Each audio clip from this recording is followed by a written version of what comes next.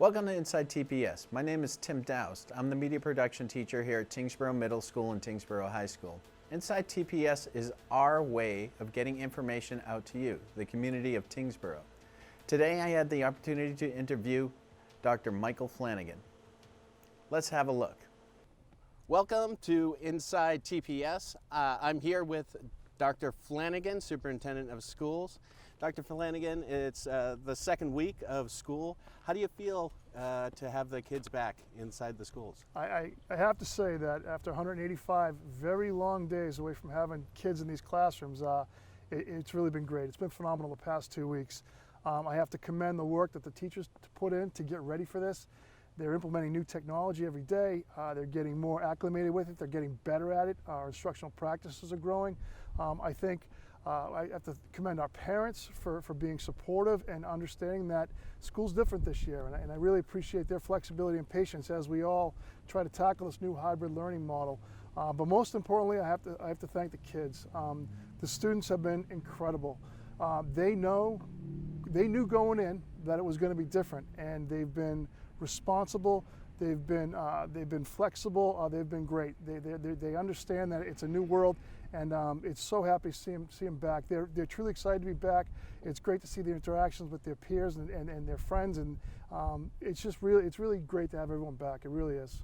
Yeah, they've really stepped up to the plate, haven't they? It's all about the students. They've done a phenomenal job.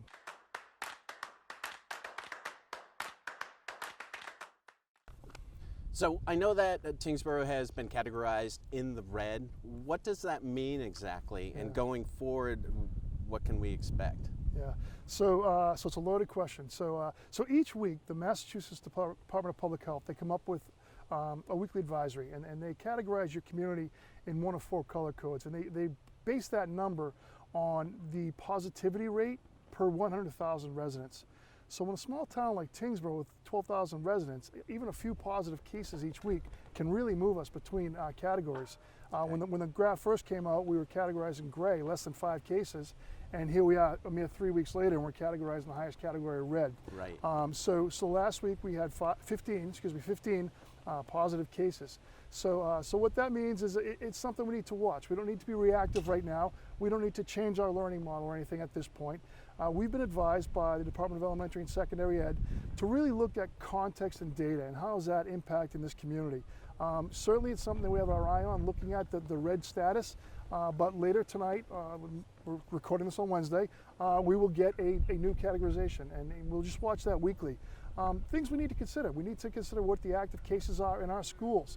To date, we have not had a positive case of someone in our schools. We need to look at what the 0 to 18 range is in Tyngsborough. So there's a lot of contextual factors that we need to really consider as we think about our learning model and what's best for our kids in providing the safest environment for our students and staff as we go forward. That makes sense.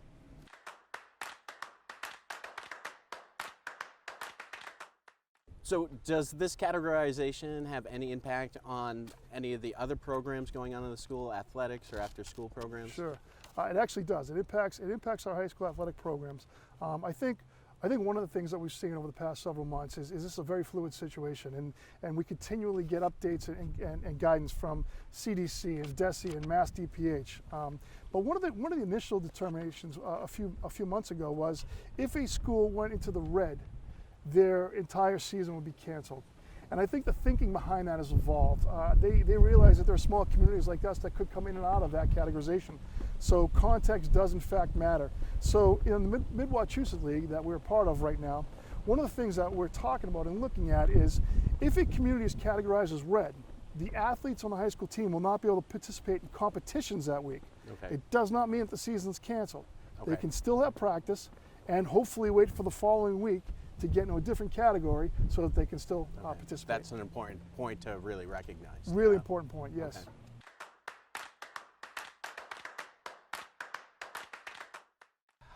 How are we balancing the challenges with technology? We have students who are remote and we have students who are in person. Sure, it's a tall order, and I think our teachers are doing a great job. Every classroom is outfitted with a Chromebook, a monitor, a webcam, speakers. Our kids are all 1-to-1 K-8. We have our BYOD program here at the high school. So we're doing the best we can, and I think our teachers are going to continually get better at it as the year progresses. I think one of the things that we're concerned about is how do parents support the kids at home. Some of our older students are more adept at this and more independent, but for some of our younger learners, their parents didn't necessarily grow up with Google Classroom. So where do they go for advice, and where do they go for help and support to be able to help their own children at home? So we did add another instructional technology specialist to our staff this year, who is going to also serve as a parent liaison.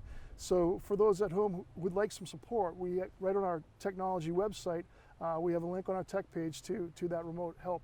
And Jocelyn Mitchell is her name, instructional technology specialist, and she is a parent liaison. She can answer any one of your questions, and she's putting out videos on how to best support your kids and how to really navigate and live in Google Classroom. To locate the remote learning support page, search for Tyngsborough Public Schools, go to the home page,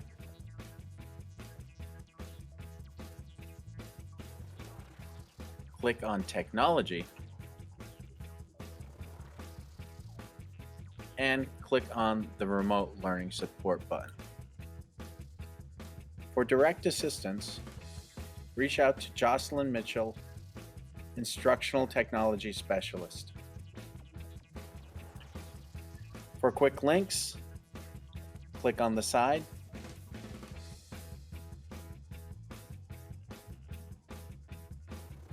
or search by school.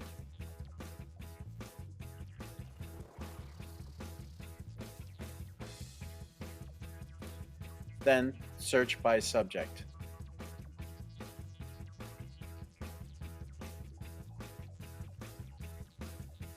It leads you to a step-by-step tutorial.